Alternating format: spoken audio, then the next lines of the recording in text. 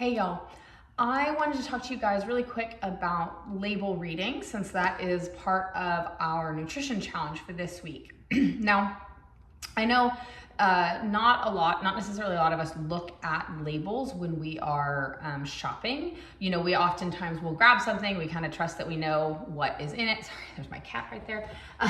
We trust that we know what's in it and we don't really look beyond. But learning how to read labels just gives us more information. We're not doing this with the intention of judging necessarily what's in our food, but just giving ourselves more information so that then we get to decide, hey, I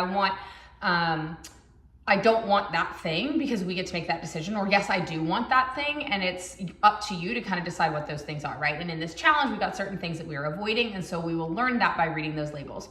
We're gonna read both, there's the nutrition facts panel, which I'll show you what that looks like, and then the ingredients label, and sorry, my dog, and in those two, the nutrition facts panel, like that's where we'll see calories per serving. We'll see things about like protein and carbohydrates, fat, sodium, all of those things. We can look at them, but I don't want us focusing on any of those things. So if we're choosing a swap, I want it to be more about the ingredients that we're swapping out for, rather than for like, oh, this one's lower calorie, so I'm gonna go with that one. Because the calorie number isn't necessarily what we're focusing on. We're focusing on the quality of ingredients that are in our food and understanding what is in the food. So hopefully that's clear. The other thing to keep in mind, so as we're going through, is a serving size is made up by the company. So that is a way for the company to tell you, if you eat this amount of my food or their food, I'm gonna get X number of calories, protein, carbohydrates, whatever. There's nothing magic about that number. That's just the random serving size that they chose. So you get to decide how much you eat. Maybe you eat a full serving. Maybe you eat double the serving size. That's up to you. A serving size is not even a recommendation. It's purely based on, it's an ease of calculation for them to tell you how much something is in. It also allows them to goose the system a little bit, because they can set a kind of like maybe an unrealistic serving size and make it seem smaller than what people might buy or might normally eat. And so you look at it like, oh, it's only, if you are concerned about calories, you're like, oh, it's only 100 calories per serving. But you're like, but the serving size is only maybe a quarter of what a real person would actually eat in any one sitting. Well, that's not being realistic, right? So serving size is just something, it's just telling you if you eat X amount of food, you're gonna get this amount of these things. It doesn't tell you anything more or less than that. So we're gonna take a look at this granola. These are just some things that I had in my house, actually. So I've got this granola, generally speaking, I think, people maybe recognize this brand. It's generally considered to be really, a quality brand for the most part. So, I would think, hey, this is, a fantastic option, right? Now, I look at the back. Now this is gonna be backwards because, video, but this is the nutrition facts panel that we have up here. And I'm gonna actually see if I can maybe flip this afterwards. Hopefully I can. If not, I apologize that it's backwards. So you have your calories. Again, this is like this says this is one serving size that they're calling a snack size. Your decision if that's what a snack size is for you. And then this is a bowl, which is double what the snack is. Okay, so it's actually giving you two different options here, which is kind of interesting. So we see our calories. We have, again, all of that information, total fat, breaks down the fats, cholesterol, sodium, total carbs, sugar, alcohol, total sugars, including added sugar. That may be a number we care about. I'm not sure. Tells you your protein. And then it even gives you a little bit about your vitamins and minerals down here. So this is nutrition facts panel. That's what this piece is called. Okay, so we're gonna look at that, but we're not really necessarily gonna make our decisions wholesale on that. Sometimes we may. Honestly, the thing that personally I look at the most when I look at the nutrition facts panel comparatively to things is I wanna look at how much protein I'm getting, honestly, a lot of the time, for how many calories. For me personally, I want to get a higher amount of protein for my calories, because that's something that I prioritize in my life, but that might not be true for other people, right? So, you kind of have to decide for yourself. But again, none of these numbers are necessarily good or bad. It's just giving us information. And again, when it comes to this, we're just kind of learning here.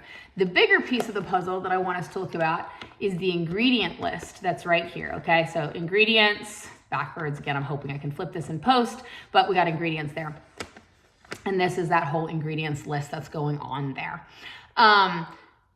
with that ingredients list, that's really where we want to focus our attention. And when we're doing our swap, we're going to swap out something that has, maybe a bigger ingredient list, or an ingredient list that has ingredients in it that we're not super excited about, for something that has what we would consider to be, higher nutrient quality ingredients. Okay, so this one, the ingredients are oats, tapioca syrup, which is actually another word for a sugar, cane sugar, so we got 2 sugars back to back.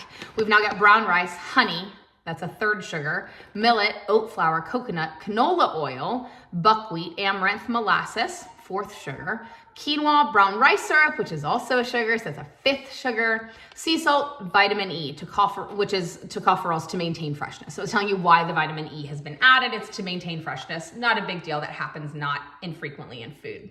So when I went, the total sugar number for the snack size is only 5 grams, which, as a total number isn't bad, but a lot of these ingredients are actually adding like sugar, basically, a sweet flavor to the food. So that's something to just know and keep in mind, and you get to decide for yourself outside of the challenge whether or not that's worth it. Now, in the challenge, this would absolutely not be allowed because not only does it have, what did I end up saying, 5 different kinds of sugar sources, but it also has canola oil, and those are things that we're trying to avoid. But I hope you also recognize too that as I'm reading this, it doesn't just say sugar, right? We have tapioca syrup, cane sugar, honey, molasses, and brown rice syrup. All 5 of those are means of getting a sweetness into this food. So keep that in mind, and this is where we have to educate ourselves. So maybe if you read this and you're like, I don't know what brown rice syrup is, look it up. Quick Google will help, right? So that's this one.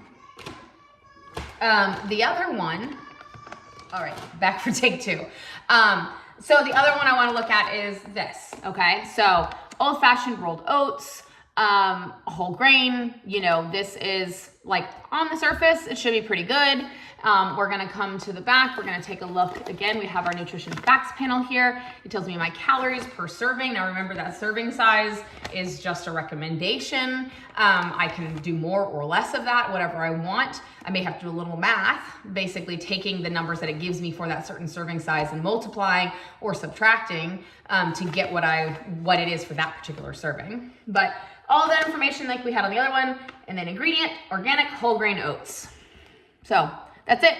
That's all that is. So this is exactly what it says it is, which is awesome. So I know exactly what's in here, and there's no questions. So this is a pretty easy one. We want more things like this, where the ingredient list is very short. It's not always going to be one ingredient, but very short, and I know exactly what all those words are, right? And it makes a lot of sense to me that that is what is in this package. Okay, so hopefully these 2 are a good example. You could sort of decide to do a swap here, where you're like, oh, I'm going to swap out this thing for this thing.